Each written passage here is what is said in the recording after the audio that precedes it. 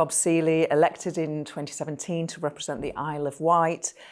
Good to talk to you. We're going to talk about personal stuff and your life story shortly, but I want to start because I'm interested in you trying to change the law as a backbench MP. There is a vehicle called the Private Members Bill to do it. It concerns the Duke and Duchess of Sussex, Harry and Meghan. Tell me what you're trying to do and why. OK, I mean, there isn't enough time for members of Parliament to change laws, and actually we need a system, in my opinion, that's closer to the United States, where it's easier for backbench MPs from whatever party to come in and bring in good ideas, because it makes the system work better if some laws can start from backbenchers and rather more than do today. And there's a couple I brought in. The one that you're referring to, Gloria, is about the Duke and Duchess of Sussex, which has been picked up quite widely, which is very nice of people. Look, if you're the Duke of Sussex or Duke and Duchess of Sussex, I just find it very uncomfortable. And I think a huge number of your viewers would agree that you either respect the system, you have your titles, everyone sort of doffs their hat, especially in the US, you respect the system, you keep your titles, and either you play a positive role, as a lot of the roles do in this country, or you live quietly as individuals. But you can't trade and trash. You can't trade on your royal status whilst at the same time trashing it. And so I think, for me, I just think that's wrong. And there was a bill passed back in actually 1917 during World War I, where foreign princes who were grandkids of Queen Victoria could be stripped of their UK royal titles if, for example, they were fighting for the Germans in World War I. So it's not a great analogy for now, but what I'm trying to do is bring in some amendments to that bill just to say, right, we've got a bill that can strip royal princes of titles, which regardless of which one it is, and we should amend that now so the Privy Council can strip royal princes of titles should the case be. Now, I'm not a Republican, some of my ancestors were, but I'm not a Republican. I think the monarchy actually plays a really important role, a valuable role. I thought the Queen was an extraordinary human being, had the privilege of meeting her once. I think she was absolutely wonderful. And actually you see, it's almost like with her passing, you see what a remarkable figure she was. I think William and Kate doing a fantastic job. I think Princess Anne, I think they all do brilliant jobs. And they're really important, especially for the voluntary sector in this country. But you can't trade on your royal status and trash it at the same time. And that's something that I've got a problem with. And I suspect, Gloria, a lot of GB News listeners have got, viewers have got a problem with it as well.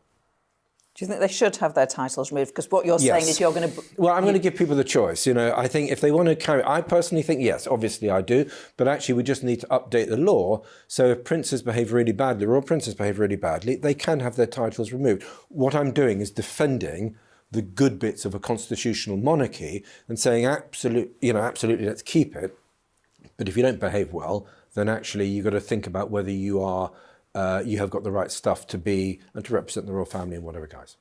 There's a growing movement, both online and among royal commentators, demanding that Prince Harry and Meghan Markle be stripped of their royal titles. Critics argue the couple has used their status to secure media deals, push personal narratives, and attack the very institution that gave them those titles in the first place. The public is asking, why are they still Duke and Duchess of Sussex if they've abandoned royal duties?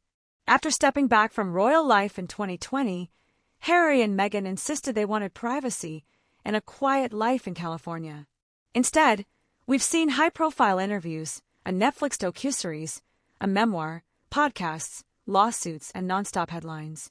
How far along the process are you in getting that to become law? Well, it's funny you say that because I'm actually got a meeting this week, I think tomorrow, with the clerks who are very kindly writing the bill. Realistically, I will present it. Realistically, there is sadly not that great a chance of it becoming law, but I'm putting it out there as a first reading. So in the months and years to come, if there is a mood in Parliament to change it, there is something on the stocks through which we can do so.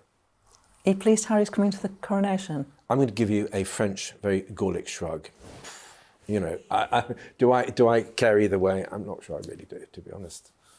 I think the monarchy plays a really important role in our lives, but I think we need to make sure that it continues to play that positive role, and that's what my bill is about.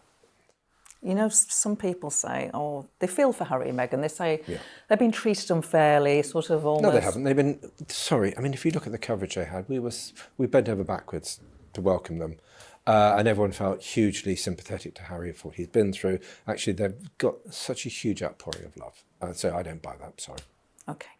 So much that is interesting about you. Lots of people say politicians, they don't really have not really had proper jobs, or they don't have real life experience. From 2008 to 2017, you served in the British Armed Forces on the Iraq, Afghanistan, Libya and ISIS campaigns. The toughest moment? Can be slightly naive sometimes, so the toughest moment probably sounds like I haven't got the greatest judgment. It was the ISIS campaign, and we were sitting there waiting for a retake of a mountain called Sinjar Mountain, and we were helping out with the Kurdish Peshmerga forces, who I have a huge respect for. They were impressive people. And we were a couple of hours, middle of the night, weren't too far from the front line. And suddenly I heard what sounded like sort of sparklers or something in the sky. And I thought, well, that sounds a bit nice. I wonder what that is. And then at that point, one of my colleagues shouted mortar and slammed me to the ground because they obviously had a much better idea what a incoming mortar sounds like. But apparently that is the sound of a mortar when it's coming a bit too close for comfort. I mean, that landed 50 yards away. It wasn't too bad. And the shrapnel went elsewhere. But yeah, I had a similar experience in Iraq when we were out hunting the rocket attack teams, and we were in some boats in the Basra marshes. And again, you sort of heard this sort of crackling sound in the sky. And I thought, well, what? And I thought it was Eid festivities. And then sadly, I realized that we were coming under rocket attack. Again, luckily, nobody was killed. But yeah. Thank you. And thank you for your service to the country. My pleasure. I was a very accidental soldier. I mean, I was going to go and do it properly when I was 18, 19. Did my bit before the regular commission board, then decided against it because I don't want to go and live in Germany because that's where the tank regiment I would have served with. And then I joined as just a private, and then a very junior NCO, and got mobilised to go to Iraq, and a fantastic tour. So I was a very accidental soldier, but I did love my time. I did 10 years, and actually I really recommend it. Something else that's interesting about you is that you spent some time in the Soviet Union when you were young, in your 20s. Even younger. I've done everything in the wrong order in my life, yeah. I was a stringer for the Times, actually, and for the Washington Post, and I went out there when I was, I think, just 21.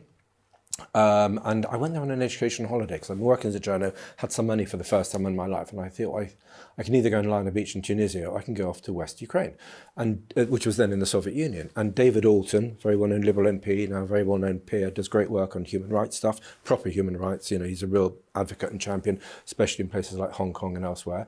And his assistant, who was a mate of mine at the time when David Alton was an MP, said, go to West Ukraine because you're going to meet priests there who are being sent to the Chernobyl cleanup operation without protective clothing, so they all get cancer and die. To many, the couple's actions contradict their words, and the royal titles have become nothing more than a branding tool. Royal biographers and insiders are now openly questioning why King Charles hasn't acted. One commentator said, "They no longer serve the crown, and they've done nothing but undermine it. It's time to cut the cord."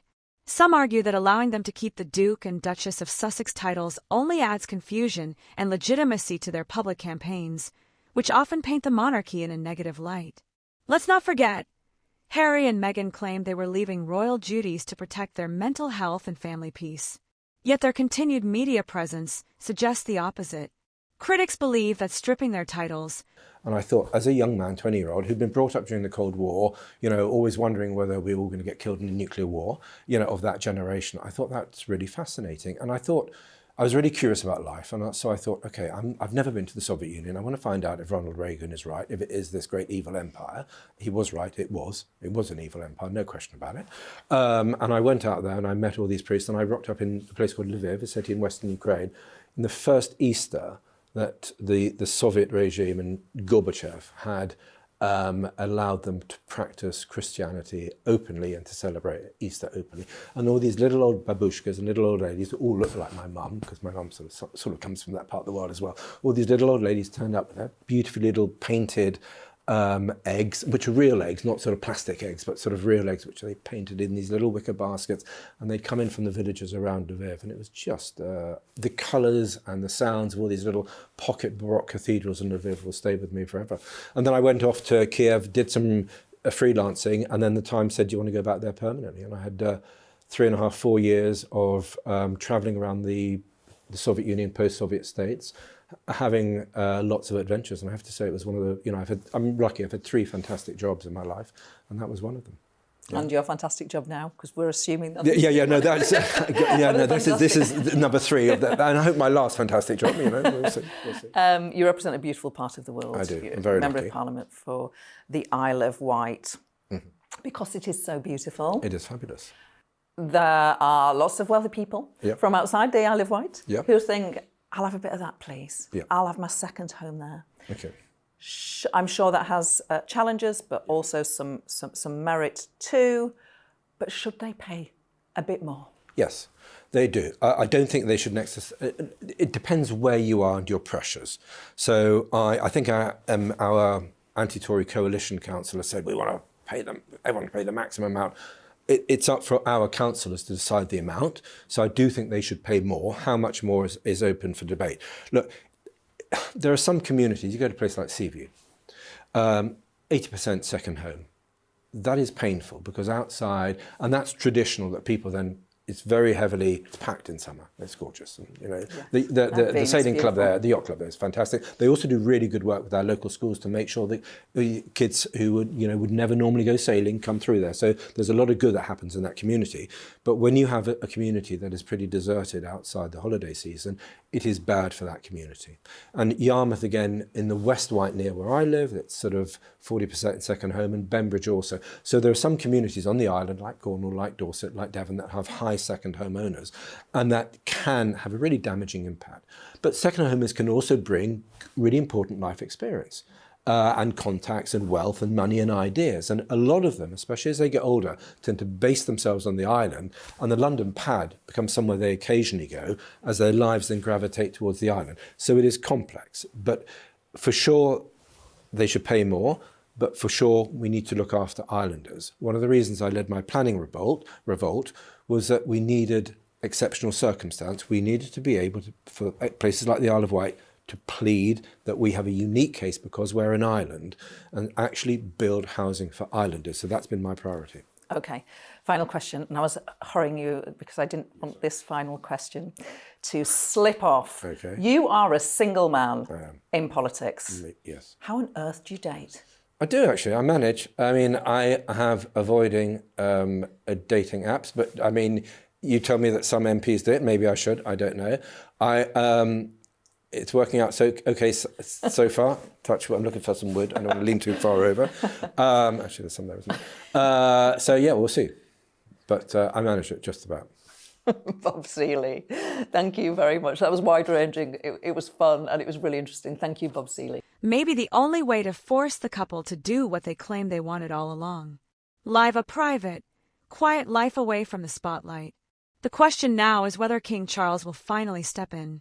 Will he strip Harry and Meghan of their titles, or continue to let them trade on royal legacy while launching attacks from across the Atlantic?